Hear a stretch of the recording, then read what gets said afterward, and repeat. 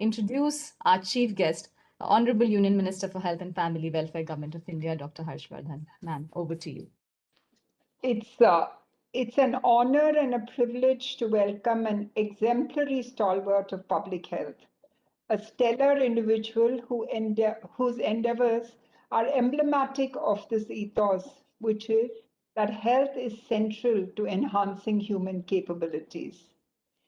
In May 2020, our Honorable Minister for Health and Family Welfare was elected as the chair of the World Health Organization's Executive Board.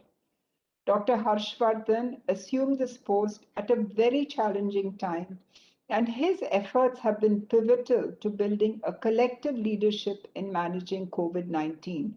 We all know that the whole world globally looks at India for the way it has handled the crisis, whether it's handling COVID-19 and the clinical outcomes of it, or the fact that we have really the largest vaccination program in the world, and an added advantage being that the vaccine was actually manufactured in India. It makes us proud to be Indians that all this happened under his leadership. Dr. Harshvardhan has a rich experience in public health. He was a champion of India's successful pulse polio program and has been at the forefront in fighting against tobacco and many other issues. Earlier in the month, he was appointed as the chairman of the international body Stop TB Partnership Board, and he was appointed in recognition of his outstanding contribution to the movement to eradicate tuberculosis from India by 2025. As the Union Health Minister, he has been at the center stage of managing the crisis, as I said earlier, and the definitive is that his concentrated, preemptive, and proactive approach has enabled India to battle an unprecedented medical crisis very ably and to save millions of lives. Within a short span, he strengthened the health infrastructure, helped in building capacity of over 2 million frontline human resources in the fight against COVID-19. Even in the indigenous development of vaccines, as I said earlier, for COVID-19, he worked closely and kept motivating our scientists and researchers, and now we see how this is being rolled out. Dr. Harshvardhan is a global thought leader who upholds the value of innovation and collaboration. And India is very fortunate that he is the champion of health, especially in a time like this when it's like a World War-like crisis. On behalf of Nat Health, the entire healthcare fraternity, and all our fellow citizens, I thank him for his service and warmly welcome him to the 7th Nat Health Summit 2021. Thank you, sir, for being part of this. Namaste. Ladies and gentlemen, a very good afternoon to all of you. It is indeed a matter of great pleasure for me to address this 7th annual summit of Nat Health, focusing on Indian health system expansion in post-COVID era. I must congratulate Nat Health for bringing together numerous venerable stakeholders on a single platform to facilitate exchange of ideas on establishing a modern healthcare delivery system which is accessible and affordable for the masses of this country. The ultimate goal of providing health for all cannot be achieved without the active participation of the public as well as private sector. Establishing modern healthcare institutions, creating necessary infrastructure, and providing skilled manpower to run these institutions will require funding, policy support, and coordinated efforts by all stakeholders. Friends, my motto has always been to provide health to those without wealth. It is an area which is a top priority for the government led by Honorable Prime Minister Shri Narendra Modi ji. To institutionalize the approach towards our goal, we launched the National Health Policy in 2017. The vision behind the policy framework has been to attain the highest possible level of health and well-being for all, across all age groups by emphasizing on preventive and promotive aspects of health and providing universal access to good quality healthcare services without anyone having to face financial hardship as a consequence. In order to meet our objectives under the policy, we are striving to increase health expenditure as a percentage of GDP to 2.5% by 2025. We are also encouraging state governments to increase state sector health spending to more than 8% of states' GDP. The objective of increasing government expenditure in the health sector is to drastically decrease the proportion of households facing catastrophic health expenditure. To this end, budget allocation for the health sector in 2021 has been gradually raised to 1.8% of GDP as compared to 1.2% of GDP in 2014. Hey, I saw the message. I'm trying to Increase log the in. resources in the I'm health on sector. time and listening, but 1% health cess somehow the has link been to my imposed, session is not which is really working. allocated to Pradhan Mantri Swasthya Suraksha Nidhi. In 2021, rupees 20,000 crores has been allocated under the scheme, and for 21-22, it is rupees 25,000 crores. Health has also been identified in Budget 21-22 as one of the 6 main pillars to drive growth.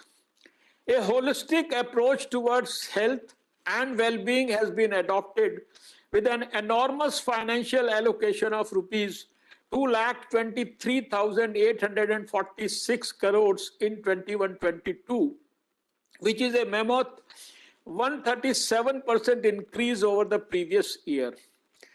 The onset of the COVID-19 laid bare the fallacies of health systems across the world. India rapidly augmented its healthcare capacity throughout last year to address the challenges posed by the pandemic. As impressive as our fight against COVID has been, we need to do more in terms of our preparedness and strengthening the resilience of our healthcare systems.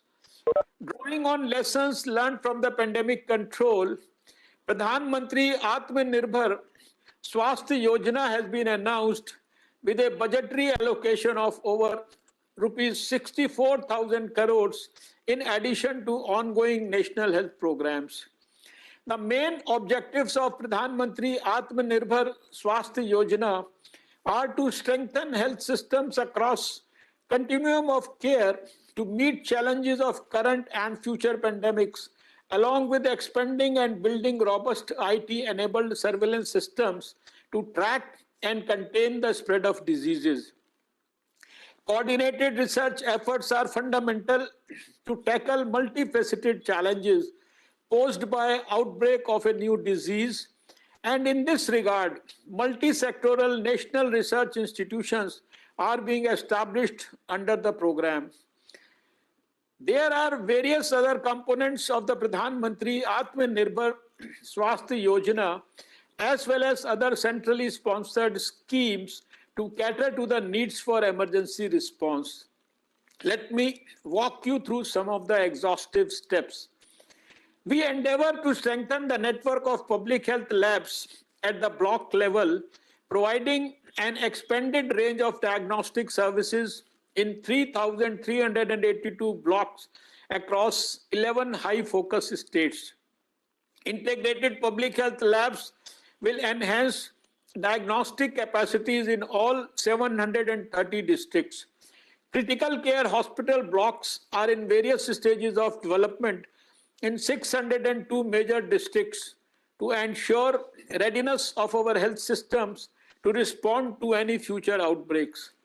12 central hospitals to have 150-bedded critical care blocks to provide advanced treatment, training, and mentoring. Rapid surveillance is key to control the spread of highly transmissible diseases such as COVID-19. We are strengthening the network of National Center for Disease Control with 5 new regional centers for disease control being established in Ahmedabad, Dehradun, Bengaluru, Bhopal and Guwahati. These will be supplemented with 20 metropolitan public health surveillance units focusing on areas of high population density. We have already taken steps to augment surveillance at 50 major points of entry, which include 32 airports, 11 seaports, and 7 land crossings. Ayushman Bharat is yet another ambitious program of the government with the objective of providing universal free access to comprehensive primary health care, promoting health and well-being, enabling close to community services, ensuring access to free medicines, diagnostics, and teleconsultation, and facilitating continuum of care with two-way referrals to secondary and tertiary care. Under this scheme, 70,000 health and wellness centers are already functional, and it is making rapid progress to achieve the target of 1.5 lakh by December 2022. The centers being established will not only assist in public health functions, but also strengthen surveillance, especially in urban clusters. These centers are also serving as the focal point for driving holistic health movement across the country, focusing on preventive and promotive aspects of health by furthering government programs like Eat Right and Fit India. Friends, good governance, transparency, and reform to transform have been the hallmarks of this government. We have introduced landmark reforms in the healthcare space which reflect the same. We enacted the National Medical Commission Act, which paved the way for implementing long-needed reforms in medical education. Just recently, Bill for National Commission for Allied and Healthcare Professions has been passed, which will enable standardization of education, regulation of practices of more than 56 types of healthcare workers, facilitating improved healthcare delivery. Many other bills like Dental Commission Bill, Nursing and Midwifery Bill, Public Health Bill are in the consultation stages and will soon be taken forward. These legislations will be helpful in streamlining various issues of healthcare professionals and other issues related to public health. After being known as the pharmacy of the world, India has emerged as the vaccine manufacturing hub of the world. Apart from this, India also holds the potential to make up for shortages in the global health workforce. Our government has taken various measures with a view to expand the medical education and training of healthcare professionals. More than 150 medical colleges are under various stages of development across the country. The cabinet has approved expansion of the network of AIIMS, taking their total strength to 22, more than half of which are already operational. District hospitals are being upgraded as medical colleges, while existing government medical colleges are being upgraded under the Pradhan Mantri Swasthya Suraksha Yojana. We have started the district residency scheme, under which it is compulsory for PG medical students to train for 3 months at the district hospitals.